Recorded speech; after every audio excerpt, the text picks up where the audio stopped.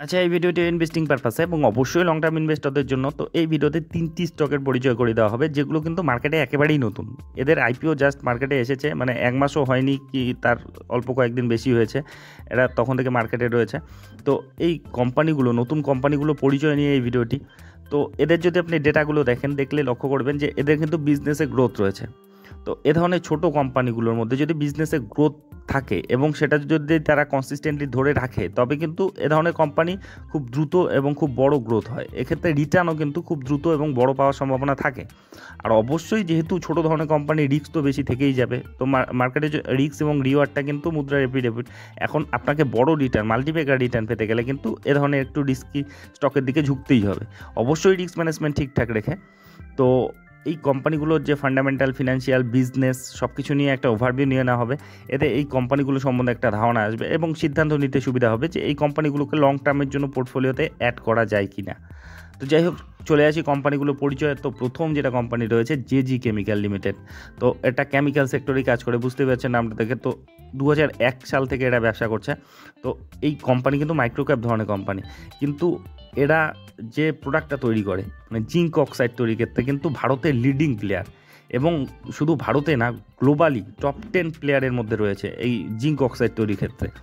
30% market share কিন্তু তাদের দখলে রয়েছে। তো বুঝতেই পারছেন, কোম্পানি ছোট হলেও বিজনেস কিন্তু তাদের স্ট্রং রয়েছে। আপাতত 3টি ম্যানুফ্যাকচারিং প্ল্যান্ট রয়েছে। আমাদের কলকাতায় রয়েছে 2টি, মানে ওয়েস্ট বেঙ্গলে রয়েছে 2টি, অন্ধ্রপ্রদেশে 1টি রয়েছে। তো এই কোম্পানি যদি আরেকটু ডিটেলসে দেখে নেন, এদের যে প্রোডাক্টগুলো, যে প্রোডাক্ট আর কি তারা তৈরি করে, সেটা রাবার, সিরামিক, পেইন্ট কোটিং, তারপরে pharmaceutical, cosmetics, electronics, batteries, agrochemical, fertiliser, তারপরে স্পেশালিটি কেমিক্যাল, লুব্রিক্যান্ট, অয়েল এবং গ্যাসে, তারপরে যে পশুদের যে পশু পাখির যে খাদ্য, সেগুলোর ক্ষেত্রে কিন্তু ব্যবহৃত হয়। তো এই কোম্পানি গোটা ওয়ার্ল্ডের মধ্যেও কিন্তু একটা লিডিং প্লেয়ার এক্ষেত্রে। তো এই কোম্পানির যদি আপনি রেভিনিউ ব্রেকআপ দেখেন, রাবার এবং টায়ারের থেকেই কিন্তু ম্যাক্সিমাম রেভিনিউ আসে, প্রায় 90%-এর কাছাকাছি। ফার্মাসিউটিক্যাল থেকে আসে 6.5%-এর মতো, আর এগ্রিকালচার থেকে একটু কমই আসে, 2%-এর কাছাকাছি। অন্যান্য থেকে প্রায় 2%-এর কাছাকাছি আসে।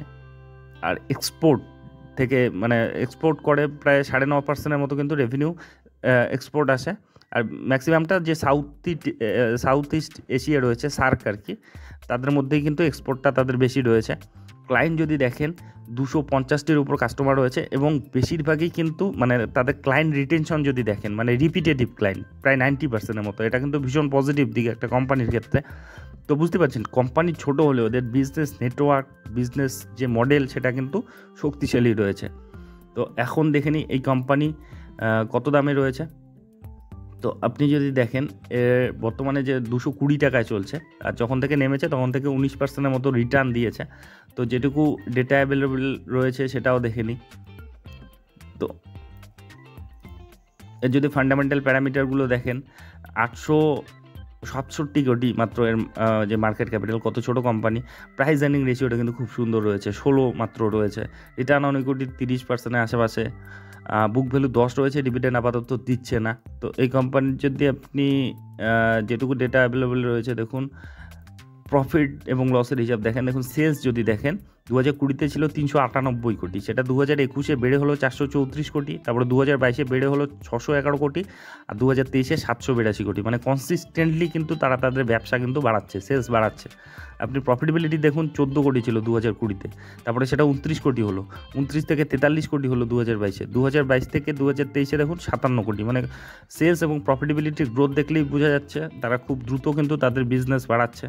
আপনি ব্যালেন্স শিট দেখুন, 176 কোটির এদের রিজার্ভ রয়েছে এবং সেটাও খুব দ্রুত গ্রো করছে। 2020-তে ছিল 84 কোটি, সেটা এখন 176 কোটি। আর ঋণ যদি দেখেন, 70 কোটি রয়েছে। 70 কোটির মধ্যে লং টার্মে মাত্র রয়েছে 7 কোটি। তো যার কাছে 176 কোটি হাতে রয়েছে, তা 7 কোটি ঋণ কোনো ব্যাপার না। আর শর্ট টার্মেরটা তো তেমন কোনো সমস্যা নয়, 64 কোটির মতো শর্ট টার্মে রয়েছে।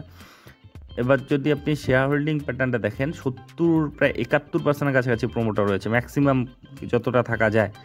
আর এফআইডিআরও কিন্তু মানে এত মাইক্রো ক্যাপ ধরনের কোম্পানিতে খুব কমই দেখতে পারবেন যে এফআইডিআইটা রয়েছে। এখানে দেখুন 7% মতো এফআই রয়েছে আর 5% মতো ডিএই রয়েছে, আর মাত্র 16% কাছাকাছি 16.5% মতো কিন্তু পাবলিক রয়েছে। কিন্তু মানে প্রচণ্ড স্ট্রং ব্যালেন্স শিট একটা মাইক্রো ক্যাপ কোম্পানিতে। এ ধরনের কোম্পানিতে ইনস্টিটিউশনাল ইনভেস্টররা কিন্তু রিস্ক নেয়ই না।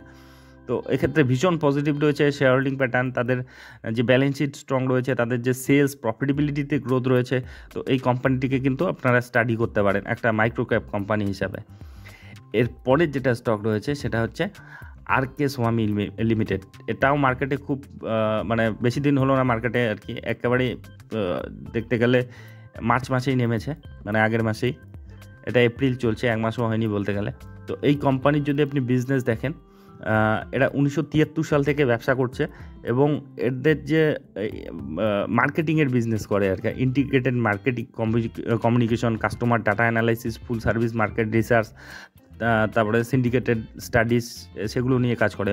মোট কথা যদি আপনি ধরেন যে এরা যে অ্যাডভার্টাইজমেন্ট আর কি, সেই কাজগুলোর সঙ্গে যুক্ত রয়েছে। তো integrating marketing communication business segment থেকে 49 ম্যাক্সিমাম রেভিনিউটা তারা আনে 49%-এর মতো। তারপরে কাস্টমার ডাটা অ্যানালিটিক্স থেকে আনে প্রায় 27%-এর মতো রেভিনিউ। তারপরে ফুল service market research business segment থেকে 23%-এর মতো তারা কিন্তু রেভিনিউ আনে। তো এদের যদি দেখেন 2533টার মতো এমপ্লয়ি রয়েছে, প্রায় 12টি অফিস গোটা দেশের মধ্যে রয়েছে। আর এরা আপাতত ডোমেস্টিক লেভেলেই আর কি বেশি কাজ করছে, আপাতত সেই লেভেলেই রয়েছে। তো এদের যদি রেভিনিউ দেখেন, যে টপ 10 কাস্টমারের কাছ থেকেই 42%-এর মতো রেভিনিউ আসে। এদের যে ক্লায়েন্টও কিন্তু যে রিপিটেটিভ ক্লায়েন্ট। তো এদের যদি আপনি দেখেন প্রাইভেট সেক্টর থেকে 85%-এর মতো রেভিনিউ আনে, পাবলিক সেক্টর থেকে প্রায় 14.5%-এর মতো রেভিনিউ আনে।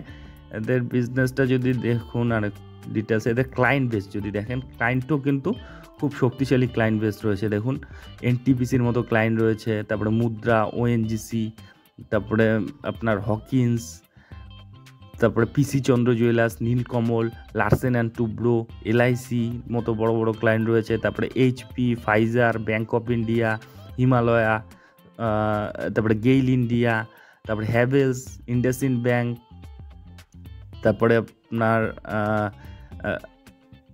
নীলকমল রয়েছে, তারপরে শ্রীরাম এন্টারপ্রাইজ রয়েছে। তো বুঝতে পারছেন মানে ক্লায়েন্ট বেসও কিন্তু প্রচণ্ড স্ট্রং, প্রচণ্ড বড় রয়েছে এদের। বুঝতেই পারছেন এদের সার্ভিসগুলো দেখুন, মিডিয়া প্ল্যানিং এবং বাইং, অ্যাডভার্টাইজিং, ক্রিয়েটিভ সার্ভিস, তারপরে কন্টেন্ট অ্যাট স্কেল, তারপরে ফার্মা, তারপরে branding design, brand consulting, brand activation, এ ধরনের মার্কেটিংয়ের কাজ কিন্তু তারা করে। তো বুঝতেই পারছেন এদের বিজনেসও কিন্তু খুবই সম্ভাবনাময় এবং খুবই স্ট্রং এদের বিজনেস রয়েছে। তো এই কোম্পানির যদি আপনি দেখেন 270 টাকায় বর্তমানে চলছে, আর যখন থেকে মার্কেটে নেমেছে আর কি, তখন থেকে তেমন বড় কোনো রিটার্ন দেয়নি, আপাতত 3%-এর মতো রিটার্ন দেখাচ্ছে। তো যাই হোক, এই কোম্পানির যদি আপনি 301 টাকার হাই মেরেছিল, সেখান থেকে বর্তমানে কিন্তু মোটামুটি 10%-এর মতো কারেকশনে চলছে। তো যাই হোক, এখন দেখে নিই এর যে ফান্ডামেন্টাল প্যারামিটারগুলো। 1372 কোটি এর মার্কেট ক্যাপিটাল রয়েছে, প্রাইস আর্নিং রেশিও 44 রয়েছে, রিটার্ন অন ইকুইটি 101%-এর মতো রয়েছে। এগুলো দেখে আপাতত লাভ নেই। ফেস ভ্যালু 5 রয়েছে, ডিভিডেন্ড আপাতত দিচ্ছে না। তো এখন দেখুন তাদের বিজনেসে কেমন গ্রোথ রয়েছে। দেখুন 2021-এ এই কোম্পানির সেলস হতো 174 কোটি, 2021 থেকে 22-এ সেটা 234 কোটি হলো, 234 থেকে 2023-এ 293 কোটি হলো। মানে তারাও কিন্তু বিজনেসে গ্রোথ করছে, প্রত্যেক বছর কনসিস্টেন্টলি বাড়াচ্ছে। আপনি প্রফিটেবিলিটি দেখুন, 2021-এ 3 কোটি মাত্র প্রফিট করতো, তারপরে 2022-এ 19 কোটি, মানে 6 গুণ বাড়িয়ে দিয়েছে। তারপরে দেখুন 19 থেকে একেবারে 31 কোটি 2023-এ, প্রায় দ্বিগুণ করে ফেলেছে। মানে প্রচণ্ড গতি রয়েছে কিন্তু তাদের প্রফিটেবিলিটির গ্রোথে। তো এই কোম্পানির যদি ব্যালেন্স শিটটা দেখেন, 29 কোটি এদের রিজার্ভ রয়েছে, কিন্তু ঋণ কিন্তু তাদের বেশি রয়েছে 76 কোটির মতো, কিন্তু সেটা কিন্তু লং টার্মের নেই, লং টার্মেরটাই বেশি সমস্যা করে। তো লং টার্মে কিন্তু একেবারে জিরো তাদের, যে মানে লং টার্মে হিসেবে দেখলে কিন্তু ঋণমুক্ত কোম্পানি। শর্ট টার্মে রয়েছে 51 কোটি, লিজ লায়াবিলিটি রয়েছে 25। এদের যদি আপনি শেয়ার হোল্ডিং প্যাটার্ন দেখেন, এখানেও কিন্তু খুবই স্ট্রং শেয়ার হোল্ডিং প্যাটার্ন। 66%-এর মতো রয়েছে প্রোমোটর, প্রায় 6%-এর কাছাকাছি রয়েছে এফআই, ডিএই রয়েছে 10%-এর কাছাকাছি, আর মাত্র 18.31%-এর মতো কিন্তু পাবলিক রয়েছে। মানে এই কোম্পানিরও কিন্তু শেয়ার হোল্ডিং প্যাটার্নটা যথেষ্ট স্ট্রং। এত ছোটো কোম্পানিতে তবুও কিন্তু এফআইডি ইনস্টিটিউশনাল ইনভেস্টররা কিন্তু দারুণ ভরসা দেখাচ্ছে, আর প্রমোটার তো যথেষ্ট পরিমাণে রয়েছে। তো এই কোম্পানির দুটোরই দেখলেন, দুটোরই কিন্তু ডেটাগুলো ভীষণ পজিটিভ রয়েছে। তো এই কোম্পানি দুটোকে স্টাডি করতে পারেন। এবার শেষ যেটা কোম্পানি রয়েছে সেটা হচ্ছে ক্রিস্টাল ইন্টিগ্রেটেড সার্ভিস লিমিটেড। তো এই কোম্পানি কিসের কাজ করে? এদের যদি দেখেন, crystal integrated service is an integrated facility management service company. এটা বিভিন্ন ধরনের কিন্তু সার্ভিস প্রোভাইড করে, যেটা health care, education, public administration, তারপরে বিভিন্ন ধরনের কোম্পানি, সরকারি বেসরকারি সব ধরনের কোম্পানিতে কিন্তু এরা সার্ভিস প্রোভাইড করে। কী ধরনের সার্ভিস প্রোভাইড করে দেখুন, যে ইন্টিগ্রেটেড ফ্যাসিলিটি ম্যানেজমেন্ট কোম্পানি, যেমন মিউনিসিপ্যালিটি বডিজ যে রয়েছে, গভর্নমেন্ট, হেলথ কেয়ার, এডুকেশন, এগুলো ক্ষেত্রে করে। তারপরে এই ক্ষেত্রে কিন্তু এ ধরনের যে সার্ভিস প্রোভাইডের ক্ষেত্রে কিন্তু তারা 8 largest player integrated market facilities management financial 2023 অনুযায়ী এরা হচ্ছে ভারতের 8ম বৃহত্তম কোম্পানি আর কি। তো এর যে সার্ভিসগুলো দেখুন, হাউসকিপিং যে রয়েছে আর কি, সে হাউসকিপিংয়ের যে সার্ভিস তারা প্রোভাইড করে, তারপরে স্যানিটেশনের ক্ষেত্রে, তারপরে ল্যান্ডস্কেপিং এবং গার্ডেনিংয়ের ক্ষেত্রে, তারপরে হার্ট সার্ভিসের ক্ষেত্রে মেকানিক্যাল যে সার্ভিসগুলো থাকে, মেকানিক্যাল, ইলেকট্রিক্যাল, প্লাম্বিং, এগুলোর ক্ষেত্রেও তারা সার্ভিস প্রোভাইড করে। তারপরে ওয়েস্ট ম্যানেজমেন্ট, পেস্ট কন্ট্রোল, তারপরে ফ্যাকাট ক্লিনিং, এগুলো নিয়ে তারা কিন্তু বিভিন্ন অফিস বা এ ধরনের যে দপ্তরগুলোতে কিন্তু তারা সার্ভিস প্রোভাইড করে, সেগুলো সরকারি বেসরকারি সমস্ত দপ্তরেই। তারপরে অ্যাডিশনাল সার্ভিসের মধ্যে প্রোডাকশন সাপোর্ট, তারপরে warehouse management, airport management service, এগুলো তারা প্রোভাইড করে। তারপরে স্টাফিং সলিউশন, যে এ ধরনের কাজে যে স্টাফগুলো দরকার হয় সেগুলো, সিকিউরিটি, হাউসকিপিং, মেনটেনেন্স, যে স্টাফগুলো দরকার হয় সেগুলো তারা প্রোভাইড করে। তারপরে ক্যাটারিংয়ের সার্ভিস তারা প্রোভাইড করে। এদের যদি দেখেন, 21টি ব্রাঞ্চ রয়েছে অ্যাক্রস ইন্ডিয়া এবং 427টি কাস্টমার রয়েছে 14টি স্টেটে।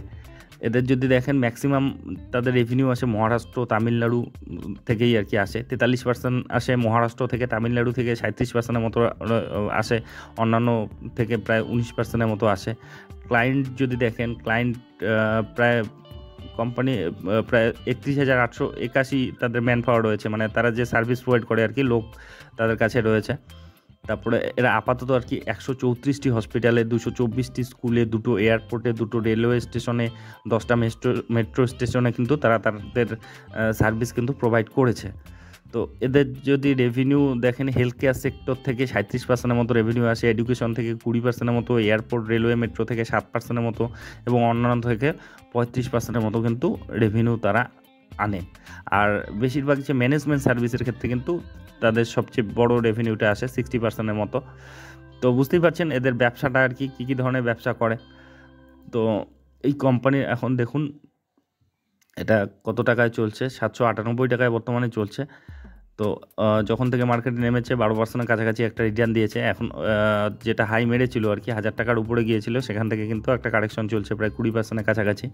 তো এর যদি ফান্ডামেন্টাল প্যারামিটারগুলো দেখেন, 1115 কোটির মার্কেট ক্যাপিটাল, এটারও কিন্তু ভ্যালুয়েশন ঠিকঠাকই রয়েছে, 33.2, রিটার্ন অন ইকুইটি 20.9%-এর মতো রয়েছে।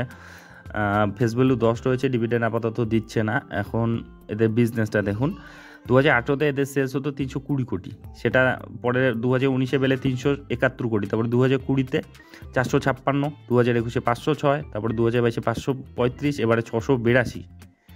তো বুঝতেই পারছেন কনসিস্টেন্টলি তারা গ্রো করছে তাদের ব্যবসায়। নেট প্রফিটেবিলিটি যদি দেখেন, 2018-তে ছিল 14 কোটি, এখন সেটা 38 কোটি। সেলস এবং প্রফিটেবিলিটি দেখলেই বোঝা যাচ্ছে তারা কিন্তু বিজনেস তারা দ্রুত বাড়াচ্ছে। আপনি যদি এদের ব্যালেন্স শিট দেখেন, রিজার্ভ 155 কোটি রয়েছে, যেটাও খুব দ্রুত গ্রো করছে। 2018-তে 74 কোটি ছিল, এখন 150 কোটি। আর ঋণ সেই তুলনায় কমই রয়েছে, 50 কোটির মতো দেখাচ্ছে। তার মধ্যে লং টার্মে মাত্র 19 কোটির মতো রয়েছে, যেখানে 155 কোটি তাদের ক্যাশ রয়েছে।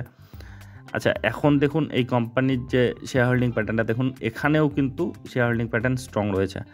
69, প্রায় 70%-এর কাছাকাছি প্রমোটার রয়েছে। এফআই রয়েছে 8%-এর কাছাকাছি, ডিএই রয়েছে প্রায় 6%-এর কাছাকাছি, পাবলিক রয়েছে মাত্র 16%। মানে এই 3টি কোম্পানির যদি লক্ষ্য করে থাকেন, 3টিরই যে শেয়ার হোল্ডিং প্যাটার্ন, মানে কোম্পানিগুলো জাস্ট মাইক্রো ক্যাপ থেকে স্মল ক্যাপ হয়েছে বা মাইক্রো ক্যাপ ধরনের কোম্পানি একটি, কিন্তু এত ছোট কোম্পানিতে যে ইনস্টিটিউশনাল ইনভেস্টররা এত ভরসা দেখাচ্ছে, এটা কিন্তু ভীষণ একটা পজিটিভ দিক। যে শেয়ার হোল্ডিং প্যাটার্নগুলো, এগুলো লার্জ ক্যাপ ব্লু চিপ যে কোম্পানিগুলো থাকে তাদের মতো শেয়ার হোল্ডিং প্যাটার্নগুলো। তো যাই হোক, এই 3টি কোম্পানিরই যে ডেটাগুলো ভীষণ পজিটিভ রয়েছে, আর 3টি একেবারেই নতুন ধরনের কোম্পানি। তো সেই কোম্পানিগুলো পরিচয় নিয়ে এই ভিডিওটা ছিল।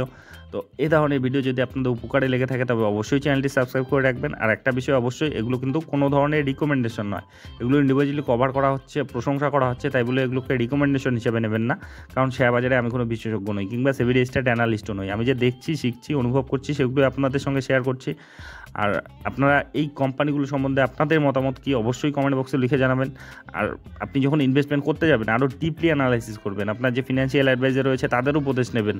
আর অবশ্যই রিস্ক ম্যানেজমেন্ট ঠিকঠাক রেখে তবে কিন্তু ইনভেস্টমেন্টের কথা ভাববেন, কারণ এগুলো ভীষণ ছোটো ধরনের কোম্পানি, ভীষণ কিন্তু ভোলাটিলিটি এদের হবে। তো যাই হোক, ভিডিওটি শেষ পর্যন্ত দেখার জন্য ধন্যবাদ।